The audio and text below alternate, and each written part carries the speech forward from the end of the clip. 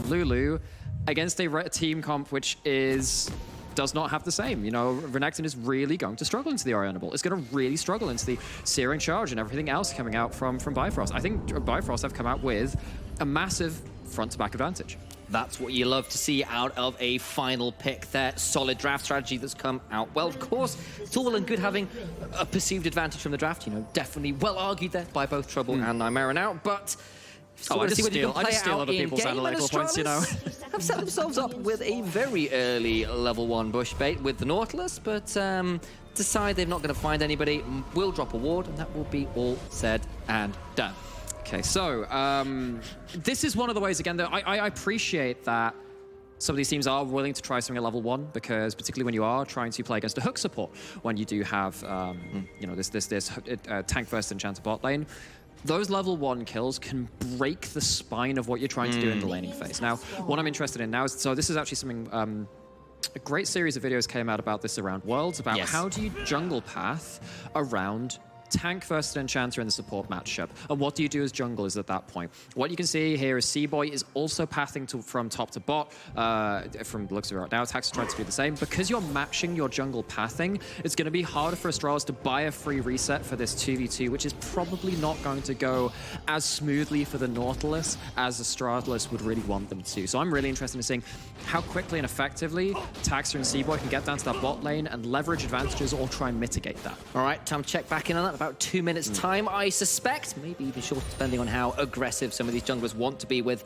potential level 2 ganks and rotations and all the rest of it. Taxa going from blue, might be go blue-red, could go blue Raptors red. But really wants to make sure he can be there to affect this enchanter. In fact, interestingly enough, the Lulu Aphelios is not shoving. So maybe this is, as Papa used to put it, the next level, where you're like, okay, enemy jungler is probably going to make their way down bot early, but what if we don't give them what they want in terms of an ability to affect that bot lane? And that means that C-Boy can go do a full clear themselves. And that means that, of course, you're going to have a reverse clear now, probably from Taxa, who's gone blue into red, going to take camps right the way up the top of the map. Now there's no advantage, but what that means is that actually that some of these smaller camps from C-Boy are going to be spawning slightly earlier. Whereas, yes, you're going to lose, you know, 30 seconds a minute on your first buff respawns. C-Boy's second respawns on camps are going to be up a little bit earlier, and C-Boy's kind of got a bit of an advantage in the jungle matchup that way. Relatively astute there from Chris Berg and Wendell, though, to roam into the blue side jungle, drop that ward and say... that's important, yeah. Okay, getting the micro advantages from what they've been doing. Okay, look, well, now that the wave is going to shove out that early gank from Tax is not really so much of a possibility, maybe instead we can prevent C-Boy from doing the same for us because we've been a bit overshoved. Gonna be a decent hook there, though. That's a nice fights abound. Yeah, it does have Severum Onslaught available to try and turn that around, and just throw out the Moonshot as well. Taxa is around, maybe looking to abuse C-Boy, who has thrown out Vision Cone necessarily. You can't fight over this, because if you're going the same direction as junglers, you need to have priority. They've lost that. There's a smite on Taxa, looking to trade with the Q. That's the hook in, gonna be taken away by Taxa. Exhaust comes down, is necessary. Crest is here as well, hopped over with that blast comb from mid lane. And that is the flip side of playing junglers pathing from the same side of the map in the same direction and not having lane priority. Fury doesn't have that over the mid lane at that point. Bot lane has basically been seeded at that point. Aphelios doesn't have access to the wave. Lulu's not helping with it either, probably afraid of just the hook coming in at that point. And now that's kind of lost some of that advantage, which had potentially been given over to C-Boy. And I really like some of the decision trees that both teams went through there. That was actually quite nice. You saw, obviously, Taxa trying to get down early by skipping some camps to be there for a potential early gank. OD and Duel in turn saying, okay, we don't want to shove in case that happens, and giving C-Boy the chance to full clear, and then the response from that for the ward to go in the jungle, that chain of events and counter events, really cool to see. And this has been really cool to see from Astralis talent so far in the NLC as well, where actually their early games up, they're stable, they're solid, they are meticulous.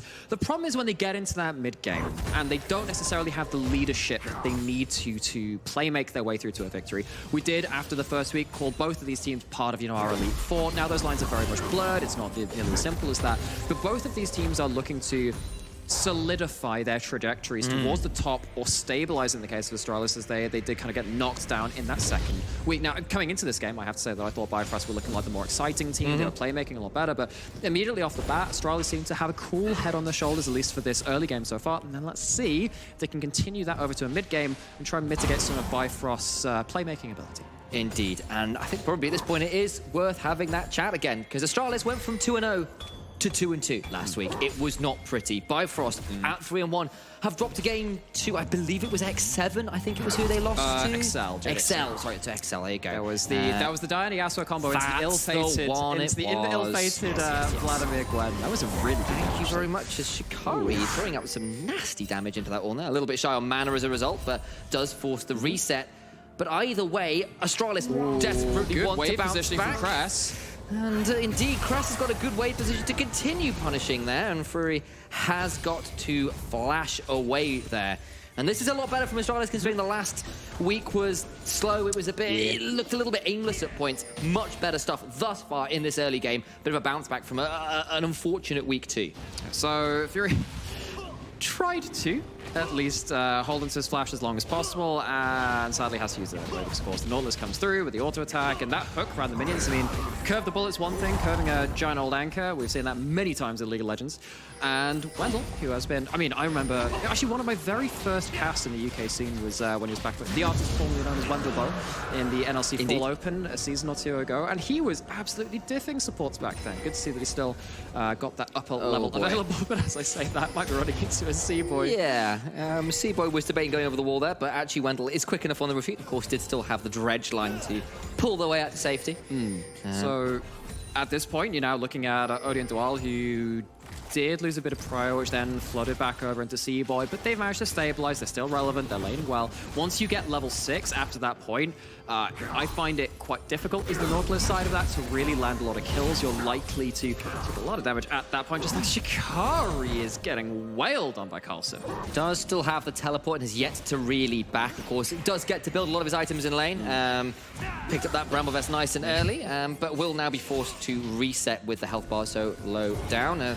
Tried to out-mind game the stun there with the Bellows Breath. Didn't quite manage to make it. Like, it's less enter Shikari, enter the hunter, more like enter the hunted. Yes, exit there. But that's kind of what happens with actually Renekton and into the likes of Ornn and Sion. Indeed. Can very much fall behind early, but you just become a team fight menace. Well, one can say your laning phase could be destabilized.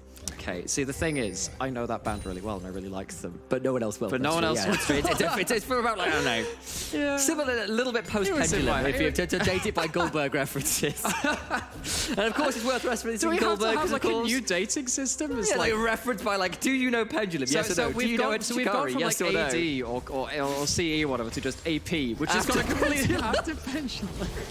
As we've got after Fury takes a bad play, bad trade in this mid lane.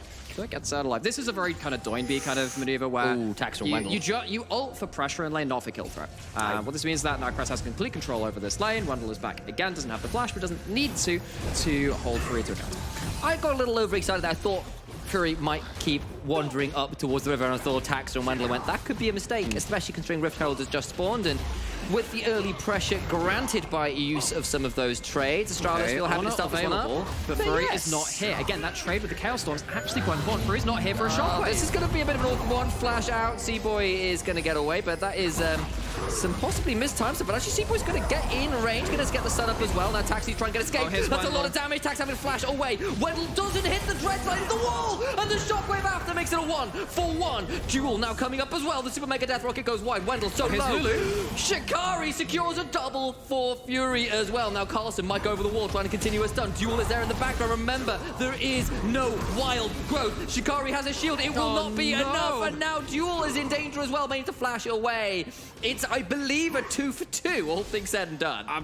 That sounds about... You know what? I'm going to trust you on that. We'll call it a day on that one. Is going to get a replay and hopefully get to track those a bit more. But again, we can kind of see this flowchart, these decision trees coming into this play. Orianna is not in place here to respond because of the Chaos Storm dropped a little bit earlier. Shikari tries to commit with C-Boy, try and find themselves the Herald. It does get taken by Taxa. But at that point, Fury's found their way back. Then it comes down to actually who's roamed first, who's rotated more cleanly. And while the shockwave does come through, Wendell was there a little earlier. If that hook did curve around the wall just a little bit more like we saw a little earlier, might have led to a more impactful play. Still, it does get Fury 2 kills on the Orianna, which is excellent stuff if you are a Bifrost fan. But of course, the trade is, well, as you saw there, 2 kills now on Cress, who's feeling pretty happy for themselves. Both control mages are mid. are the ones that received those kills from that fight. And of course, the Herald was still picked up by Astralis, who can now use that somewhere else to garner further advantages. Yeah. And I have to say, Golden Orianna is really, really scary in this competition, I feel like, because you don't have the Jin Zhao on Astralis' side, you don't have the Gwen, again, being able to mitigate damage for a certain amount of time. If you're going into the jaws of this front-to-back kind of composition, and that shockwave hits you, that's it, that's lights out. That's fight over at that point. You can run back a little bit with a Chaos Storm with the Gravity Field, but it's not nearly enough if your front line goes down first. I think that if Astralis are looking to put front foot forward, they need to find very clean angles and finish off the fight, while Furore is not in position. And while we've said Astralis looking for those clean fights, looking to, yes, take the stability of earlier weeks, but make it consistent, make it a bit more proactive. On the other side, for Bifrost, they have been proactive, I think it's fair to say. They are being aggressed on, and that proactivity amount kicked in. That's a big kick in. Going to try and turn us around. The Wild Growth comes through, and the teleporters on. Now Wendell maybe in a spot of bother. Is rooted, though, by the chompers behind the turret. That's nice placement there from Chris Berg. And what that is ultimates for summoner trade. So this is going to be the second dragon coming up in the next 5 seconds. Taxer has found himself, once again, like we saw in that last game, behind enemy lines, trying to see if he can find any angles. Doesn't have the kick this time. Looking to see if he can get any damage onto this Orianna. If you are looking for proactivity from Astralis, Tax's Lee Sin is definitely a good place to start. Anybody who has watched this guy over the years will tell you exactly how good he is on that one. He's going to take a lot of damage. Crest takes about half of his HP from tower shots. Means it's not going to be as clean a tower take as they would like. But do get a hold of that. He's got teleport. I suppose it could come back to the dragon, right? It's like I get like the individual playmaking side there. You want to try and CC someone into the turret after the minions to die, get the tower on your side. Extra damage for sure, but now Bifrost don't have an ability to really fight around the map, but it looks like actually it's not going to lead to anything in particular. Astralis already had vision control on the bot side of the map. They could have taken the dragon if they so wanted, and they have not yet chosen to. Okay, so early game lead to Astralis of about 1,000 gold as we've crested the 12-minute mark. That will be a Kraken Slayer just completed by Odie, who just went back to base to complete it. Did not have his base interrupted by Chris Berg due to a nice little sidestep there from Duo to secure that back. Yeah. And while we do see a lot of Gale Force on Astralis nowadays, I do think that Kraken Slayer is a decent buy in this game, because again, combined with the Shockwave, you hit that Renekton with the Kraken Slayer and the extra DPS you're going to get from that. Carlson cannot fight front to back. Yeah. You have to, at that point, look for opportunistic picks like this one. Wendell's coming in, and the hook lands it. The line comes down, and it's going to dredge out an ultimate from Crest as well. Fury, a little bit worse for wear after that trade, but Dua Ill is around to make sure that nothing more happens. And another one of those little starts in mid lane that doesn't quite get finished. But it is the right mindset. Again, you know that front to backs are not really going to be where you're going to be finding your advantages at that point. But you look at what Crest can do with the Chaos Storm in an isolated 2v2 when he doesn't have the damage being put on him for him to get burst out at that point. I feel like that's Astralis' gateway to real winning situations, with the Victor being able to push around in a 2v2 situation. And C-Boy not escape. Oh, he is going to kick in. There's the insect you were looking for. He's going to throw out the Crescent Guard, though, buying some space, and managed to avoid a lot of the damage. The exhaust now coming out from Duel, who's around. That is a Sonic Wave landing, but I don't think the Resonating Strike is there to follow. No, I don't think he wants to follow it in that deep either. Okay, let's look at the weapons from Astralis. Has Gravitum. That's not great with the Severum as well put in there, but it might open up for a Shockwave. They do have vision over the wall. Odie might look for a route into a Shockwave here. That's what I'm seeing. For the Moonlight Vigil. Does he have vision? He doesn't quite yet. There, though, is the call of the Forge Guards. Odie taken so damn low, though, as a result. Into the backline goes that Shockwave, and Carlson goes down as a result. Taxa takes a trade, and everybody's health bars so very low. And the Dragon restarted again. Lulu backing off. It's a 4v4 right now. Lulu around the back, and that's Wendell getting a hook, but does have a gravity field afterwards to try and buy space. There's a stopwatch required from Wendell, has a shield afterwards to try and stay alive. But why are they trying to go for this front to back? They keep trying to go back at this. Maybe it'll take one kill. They finally secure it. Chaos Storm drops to aid in that take, but I feel like Astralis took such a risky path to that objective win. Fury may be looking for something here. Is back. Doesn't quite stop it, though. It's going to be the hook out, and Wendell gets away with it. Yeah, he does. Somehow, some way, but that was a very treacherous state of affairs for Astralis. Now, they did outplay their way to a bit of a win there, but you look at this and, well, okay. The start of this is okay, because you do catch out Crest, but it doesn't actually come through for the second part of the 1-ult. Odie is forced to use the 7 ult to try and get himself back into fighting condition. But now at this point, you've used a lot of your big abilities. This is where it gets into a bit more of an even style of play, because you're basically just waiting to see if there's going to be a good searing charge. Actually turns out to be a big fella's breath, which ends up saving the day for Bifrost. That was the kind of hook which could have very much led to crisper pop-offs. Wendell gets out as well for the first time there, and then this one is just nice little secure dragon resetting and coming back out again, and all of that jazz. Does lead to the dragon going down, but a slight kill advantage to Bifrost. They have now secured the first tower of the game from that mid lane, which was weakened, of course, by the earlier Rift Herald. We're left still around just over 1,000 gold lead. Not much more to write home about, and it's an even game, Nate. And when it comes to objectives, only 2 things are consistent. Life, death, and taxes, apparently. So they do get themselves that second try. Taxes. Yeah, that's the one. Well, Fury's going to have to be the next one who's going to have death on the menu. Has the ult put into him. Taxes. He's going to go in. Does land the ward, but a flash from Fury will get him out to safety. Okay, so Fury keeps himself safe. It is a flash away, and they have those 3 kills. They have every kill that Bifrost has, which again is really good for dealing with the Renekton, really good for dealing with Lee Sin once they're stuck in amongst it in the front line. That's going to be very important when it comes to those front lines. But if you are out of position, then you're looking at Tax on the other side to really punish that, kick them back. And now, of course, they have the summoner advantage, they will do. They have an overlap, or rather a non-overlapping part of their summoners to try and abuse that, and that will probably lead up to the next dragon as well, thinking about it.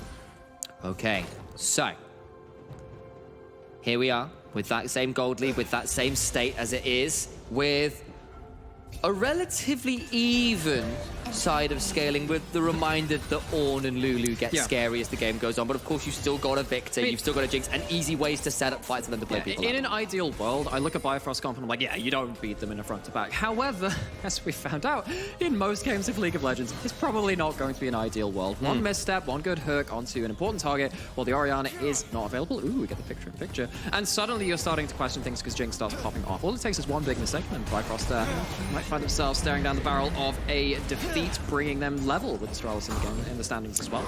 And it turns out that the life, death, and taxes happens to be a property tax, as Taxa drops down the Rift Herald in the top lane, secure top lane tier 1. It's a tower for tower trade. Got a license for that tower?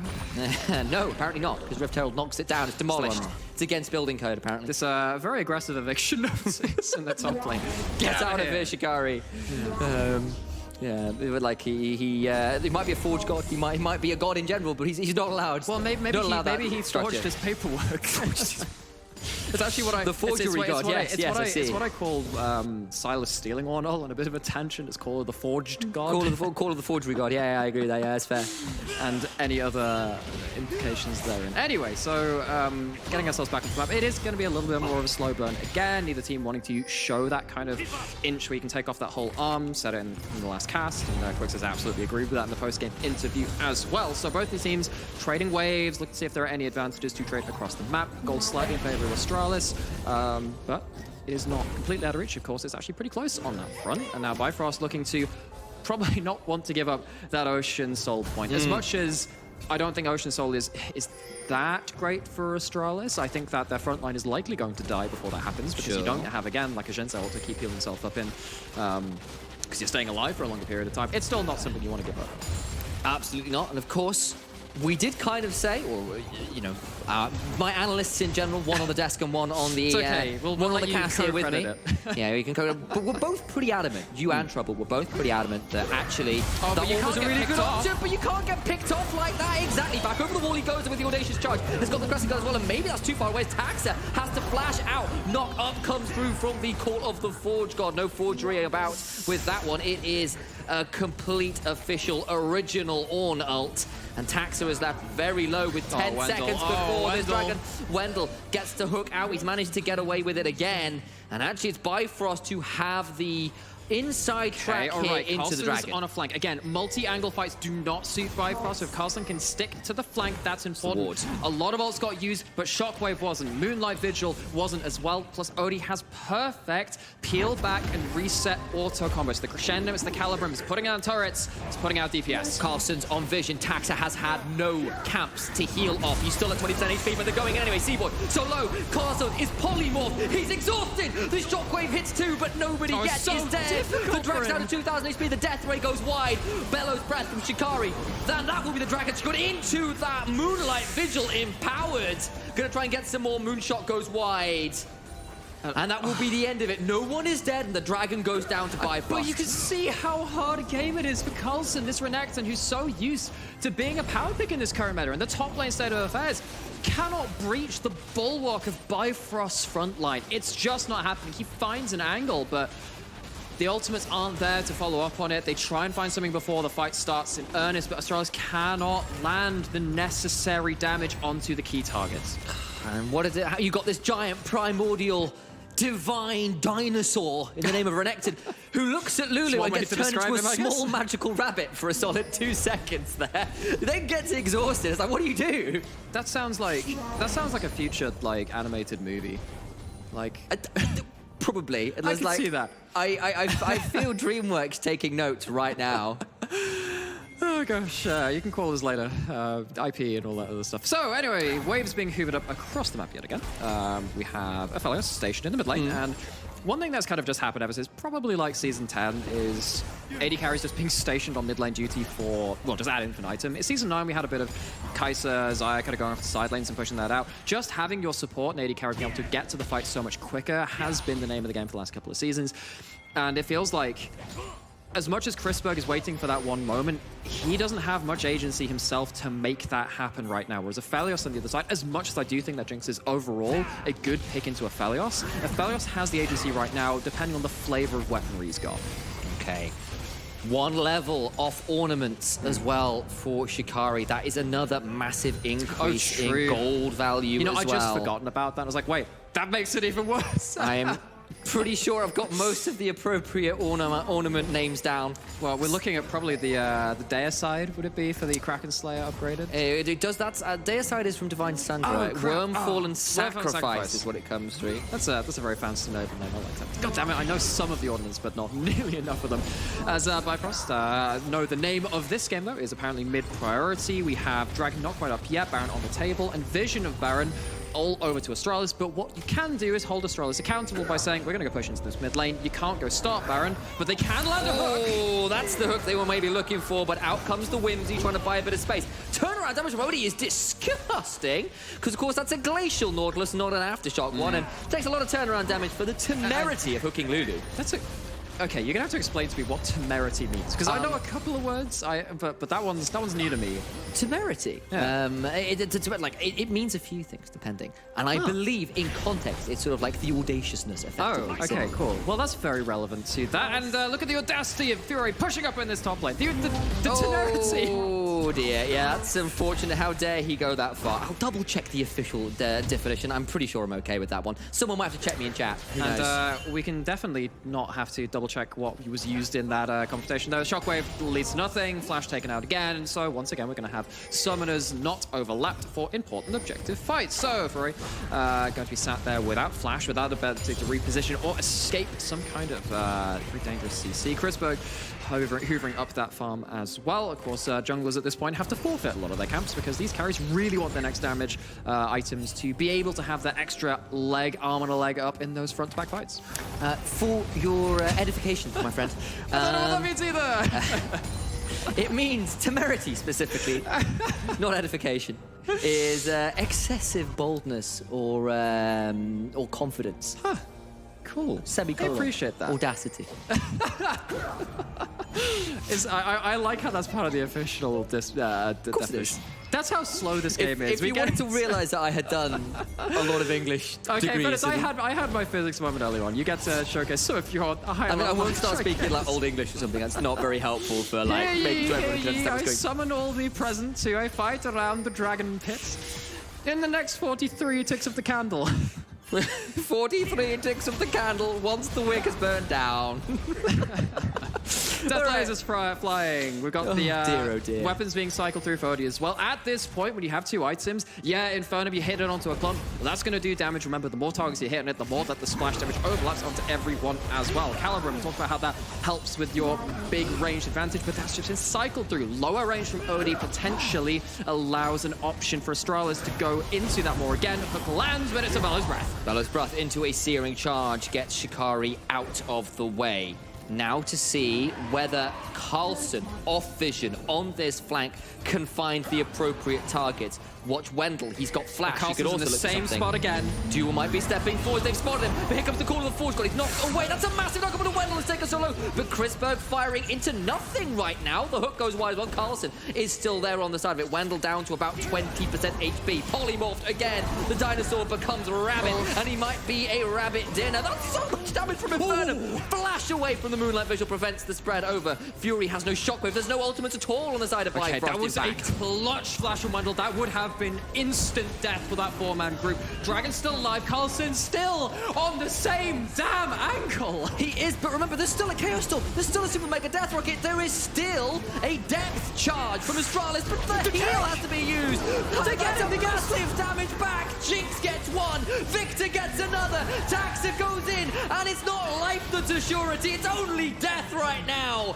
And it will be Taxa picking up all of those prices alongside the side of Crest. They'll pick up the Dragon, they'll move to Soul Point, and they'll pick up a Baron afterwards to boot. They needed a good couple of attempts, but Taxa at the dawn of the 4th or 5th attempt finds the target, finds the Aphelios with no shockwave to respond, with no wild growth to respond. OD hits the dirt. It's gonna be a Dragon, it's Soul Point, it's Baron and Astralis. We've questioned them, we've put that question mark down about can they playmake, can they have that leadership in the dawn of the final hour?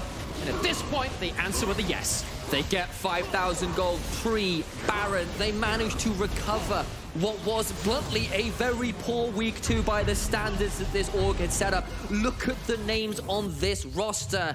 And you can see it here. All of those ultimates get burned. They do. And then Astralis get to turn it around. There are some really key moments. Shockwave misses, it's not disengaging. The fight's split from Bifrost. Again, if the fight is from multiple directions, a lot of that attention gets split too, and Bifrost fall prey to that. Yes, Carlson is still on vision here, but Bifrost don't want to give this up for free. They don't want to give up the territory which they've worked so hard to get, but they've used a lot of their biggest tools at this point. And Taxa, I mean, this is the minion Taxi and a half. That is using the full extent of Lee Sin's hit, every basic ability used, and gets the stopwatch out, continues on his merry way. Take a bow, that Taxa. That is a very, very high level. Audit like complete. That. He manages to follow the paper trail there. Dragon towards to kick onto Odie. There's no escaping the tax, man. Beautiful stuff. You only need to find the one, and that might have just broken the game wide open. It is a Baron buff to start shoving with. They've managed to get a lot of those towers down. They've got themselves nearly a death cap on Victor, an Infinity Edge on Jinx. Surely they will be completed at the end of this Baron buff. And at that point, Bifrost, yes, you scale well with all of those ornaments that will be coming in the minutes, over the next few minutes, rather. But is the damage too much at this point? Well, again, it comes out to the execution, right? Because actually, as much as Astralis made their way out of that situation, they might just play themselves into their hand as well. Wendell going for hooks has traditionally not worked in this game. He's going to go try Spider-Man his way forward, land something there. And without Orianna close to them, Astralis potentially could have found an option to attack. They're still pushing in, they're still sieging, going onto those secondary turrets. Ooh, shockwave combo doesn't quite work, and C-Boy will have to back away. Shockwave is now down, and that might give Astralis the courage to step forward. Such a green light. The Shockwave's not there with so much of that gold nucleated on top of it. Astralis have a bit of free reign to look for those plays yet again. As it stands, though, they don't need the fight. They have the Baron to buy them this opportunity for them. Wendell potentially fishing once more, and the auto call. Forge God comes out, and that will be answered by a massive Infernum ultimate. It's still not going to be enough with that Moonlight Vigil down, and instead, Houston, you are go for launch as Jinx starts firing off the rockets. It's looking more like SpaceX here in the middle of the lane, but they managed to secure that inhibitor, and they'll back away. Bifrost just don't have the tools in hand. But it didn't get a kill, so I like to call it a super mega meth rocket instead. But either way, Chris, trading ultimates with the other.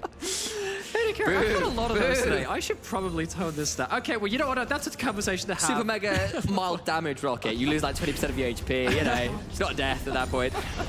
Is it super or mega at that point? Is there like an overseer council? Is there going to be like some It's like a bottle rocket. It's, you know, like you get the Mafia Jinx when she starts firing champagne rockets. Those basically seem a little bit more than a bottle rocket, though. C-Boy taking quite a lot of damage at this point. Infedge just completed alongside a stopwatch for Chrisberg. Chrisberg actually, at this point, probably eclipses the Aphelios on just auto attacks alone. You do need to have those big old combos coming in from the FLS. I think actually at this point you probably are waiting for Caliber and Crescendum yet again, waiting for Astralis to come into you, playing around the turrets, around the auto attack resets and all of this stuff. But Bifrost haven't managed to pull off the ideal team fight yet. You can see what they're angling for. You can see that they're trying to pull that off. It's just a little execution heavy right now and they've not found it. Victor appears to have unraveled the secrets of magic and picked up the Archmage's cap, their Rabadon's death cap in infantry now as well, 402.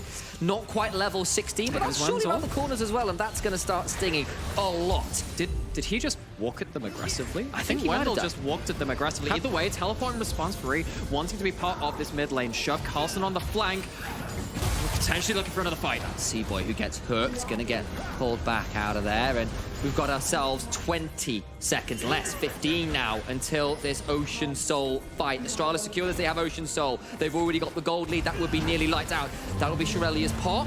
Call the Forge God again coming through. Does go wide, straight through the goalpost. On the back end, it's Carlson. Oh, he's found his target. But Carlson, but he gets exhausted. He's back round. And that'll be a massive charge back in from Shikari. Knocks him up with the Bellows Breath. And of course, the Volcanic Rupture. C-Boy pops the ultimate. Crescent Guard down. And now the disintegrate's happening. They can't stick. Wendell's going in. He takes so much damage in turn. That's the Chaos Storm down as well. C-Boy's so low. He stays alive. And the Infernum Moonlight Vigil secures the kill. It's another very mediocre death rocket there from Chrisberg that doesn't do all that much. C-Boy over the back is around but low. It is a 4v5 right now. And in comes the teleporting back in. C-Boy doesn't want to trade his health bar quite yet. Look at Taxa. Look at Crest. What can they get done? Can it be a steal? Shikari is going to pay bounce, but Taxa's found his way to the pit. He needs to potentially find his way out, and it's secured by C-Boy. It's the bounty as well, and Astralis get out with their tails between their legs and a defeat behind them. I mean, pop goes the Wendell. Infernum finally finds its mark. Pops across about 3 members of Astralis, and as much as Astralis probably do have the disadvantage in the front to back, even with some of this gold being built up, Bifrost struggled really to land the necessary damage. I'm actually wondering if Fury is holding the trigger a little too long on those shockwaves. I'm wondering if he just says, screw it, let's just kill the Renekton and fight off of that. He's still not really been calling out those targets, maybe holding out for the truly huge, ferocious shockwaves as more people clump up into them. So it's not going to be the Ocean Soul just yet. More regular dragons to be found. C-Boy a little far out from his team, but Lulu is... Oh, no, you don't want to be jumping into that. I think both of disastrous. us began clenching there, and rightly so, as there was a vision ward away there from absolute disaster for one of those two teams. Astralis have started the Baron, and maybe, just maybe, despite the gold lead, despite the potential gold, just the item advantage for Astralis, they're starting to get a bit nervous. Wendell needs to be afraid. That's Shirelia's popped. Upgraded Shirelia's, by the way, is the Wormfall and sacrificing for Odie as well. Call of the Forge God gets Chrisberg knocked up, a little more to be found. Astralis pull off the Baron, and Bifrost back away as well. So there are super minions in the mid lane hammering onto Bifrost's base. Because it's not a side lane, they won't take a Nexus Tower on their own. So Bifrost are happy to leave this for now, lose some farm, kill some minions in the mid lane so there aren't more waves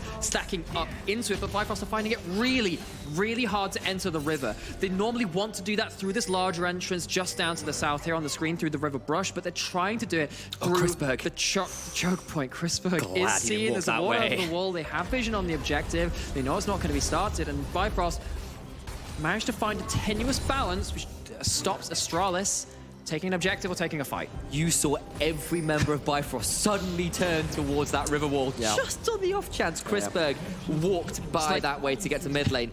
Doesn't, gets away. Dropping a chip on the sand in Skegness, the seagulls. Oh my days, there's going to be a recall. Just gets out there, does Carlson. That was mighty close to disaster.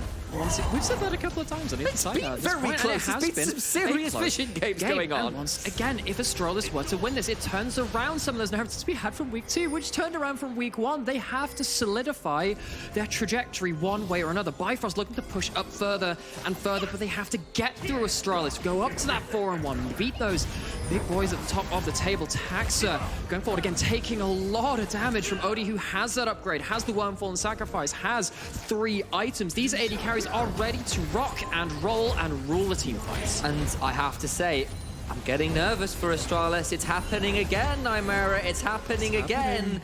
these mid to late game scenarios suddenly get awkward. It might be all over here as Wendell goes in, but might be going out. Shikari gets locked in place by the Flame Chopper. As Zap comes out as well, C-Boy is going to be forced to use the Crescent Guards. The gravity field comes down.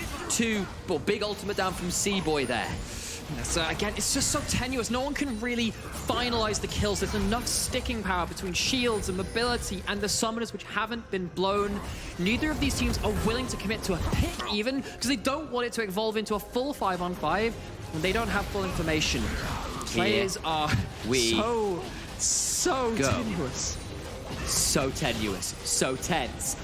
And I feel like I've seen this Baron dance before. We know the moves by this point. There's probably a TikTok video or two of these particular steps. It's a three-man knock-up. Look at the backside. Carlson gets in, but he takes so much damage. Has used the stopwatch. Finally burnt down. That's the Moonlight Virgil into the shotgun, but it only hits Wendell. The turnaround damage from Carlson. As it cold. The Meek flash for the rocket. Doesn't secure the kill on Shikari. They need to retreat. Watch Taxa. Watch for the Sonic Wave. Odie still strong. Still full HP. And it is the closest we have got to an explosive game-ending team fight so far, and yet it's still inches away from another reset, another kill, another... backing. They can't do it. They can't do it. They don't have the wards anymore. They don't have the HP anymore. They want to get back, spend some of that gold they've spent from the last couple of minutes on the map, and we are no closer to discovering whether we have a winner in this game. 30 seconds till the Dragon. Once again, soul point for Astralis. Actually, given the length of these team fights, it would be huge to give up as Bifrost. I wouldn't have necessarily said that looking at these team cons, but Astralis are managing to drag out the fights, particularly Carlson, finding very weird and wonderful ways to survive these team fights. Has an elixir of iron for this next fight. Elixirs give you so much of that short-term gold efficiency. Looks like he's really looking to make that damage once again. Finally land in this game-deciding team fight, you have to feel. And here we go again.